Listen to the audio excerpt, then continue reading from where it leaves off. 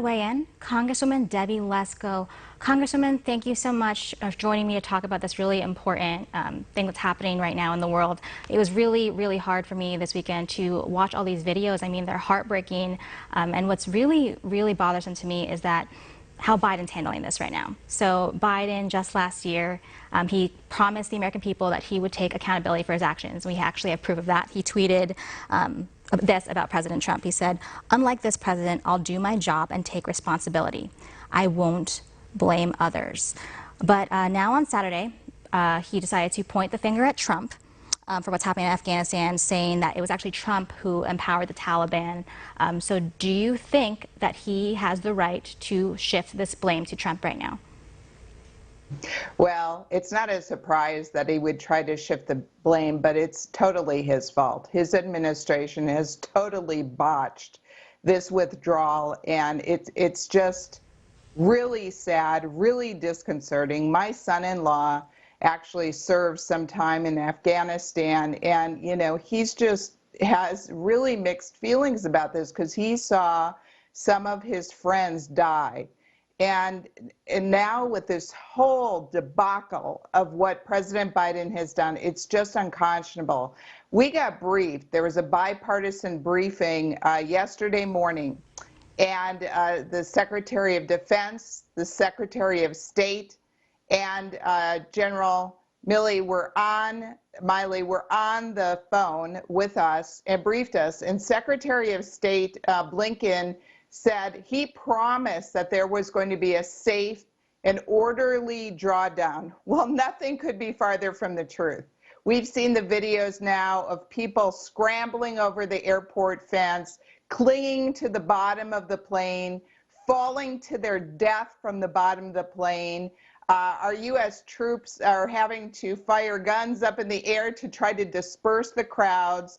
As of 10:45 a.m. Eastern Time this morning, they've stopped all flights, including military flights. This is a total disaster, and it all lays in the hands of President Biden. And where is he? He wasn't even going to do a press briefing today until he got so much pressure. And now he's finally going to do a press briefing. Kamala Harris is nowhere to be seen. The press secretary is on vacation, for goodness sakes. This is unconscionable. It really is. And, like you mentioned, this administration's priorities have really been out of sorts. I mean, I believe it was last year, the embassy tweeted this. They were tweeting about the LGBTQ agenda, right? So they said the month of June is recognized as LGBTI Pride Month. And again, this is coming from the U.S. Embassy in Kabul. This push for the LGBTQ agenda also came out of, identity politics in general. Nancy Pelosi, her response to what's happening in Afghanistan, she released this statement. She said, "Any political settlement that the Afghans pursue to avert bloodshed must include having women at the table." And she goes on more about how women and girls, this is critical in Afghanistan right now. And I don't know. How are they getting away with this being the angle when you see, like you just mentioned, all those crazy videos of what's happening? Well, Nancy Pelosi can say all she wants, but it's not reality. It's not happening.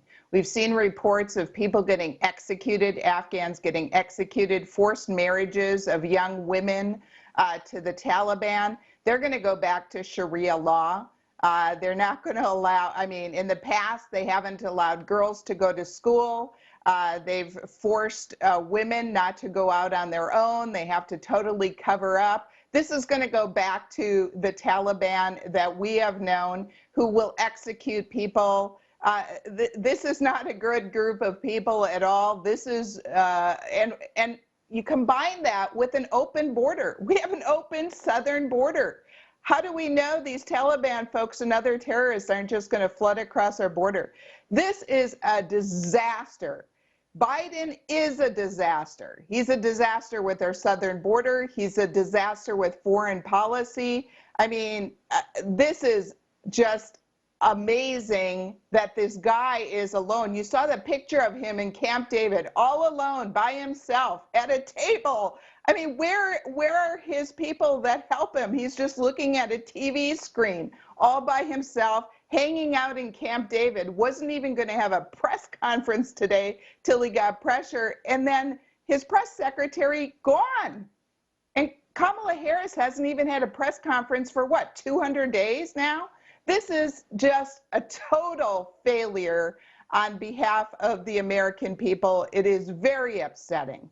It is really upsetting. And you mentioned, Sharia law. I don't think people really understand. So this is like executions, whippings, stonings. And there was actually a judge in the Taliban who said what people can expect. They said LGBTQ individuals will literally just be put to death. And, these are the same people that the Biden administration claimed that he was fighting for. So, I mean, but, they're posting about that from the embassy. I mean, how does this rhetoric look like on a world stage right now?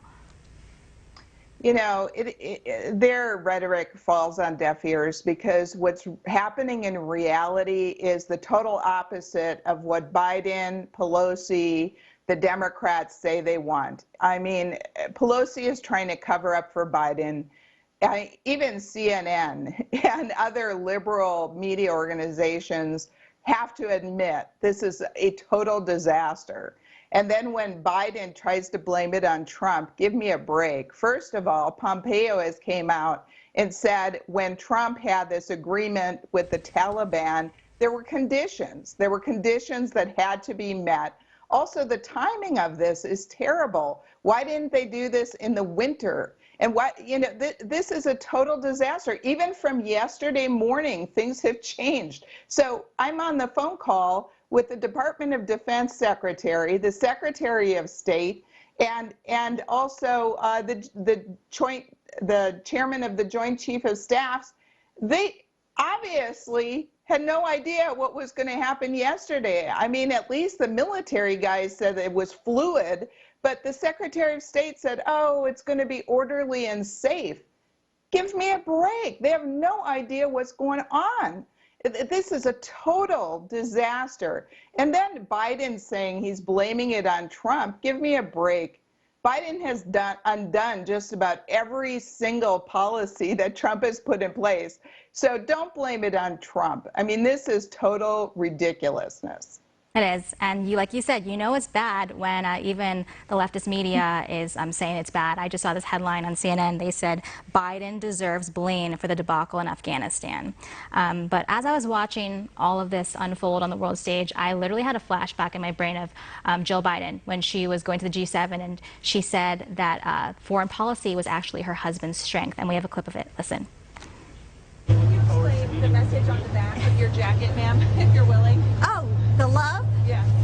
Well, I think that we're bringing love from America. I think that this is a global conference and we're trying to bring unity across the globe, and I think that's important right now, that people feel a sense of unity for all the countries and feel a sense of hope after this year of the pandemic.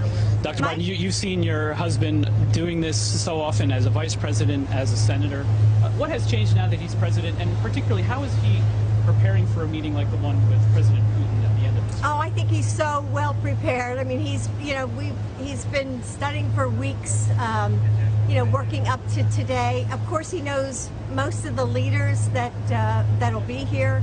And Joe loves foreign policy. This is his forte. So I think the meetings are going to be great. Prepared for the meeting? Oh my gosh, he's over prepared. This is his forte. What expertise is she referring to, Congresswoman? I have no idea. I mean, even liberals in past administrations have said that he is miserable at foreign policy. He's failed in everything he has done in foreign policy. And so this is just wishful thinking and talking about love and peace and all this stuff. It's really nice to hear, but it's not realistic. The Taliban is ruthless. They're going to kill people. And that's why the people from Afghan, they're flooding, they're desperate, they're climbing, trying to get on the planes, they're hanging on to the wheels of the planes and dropping to their death because they would rather die that way than die by the hands of the Taliban. This is a total disaster, and Biden is to blame. Yes, and we'll just have to watch what happens from this point on. Thank you so much for your time, Congresswoman.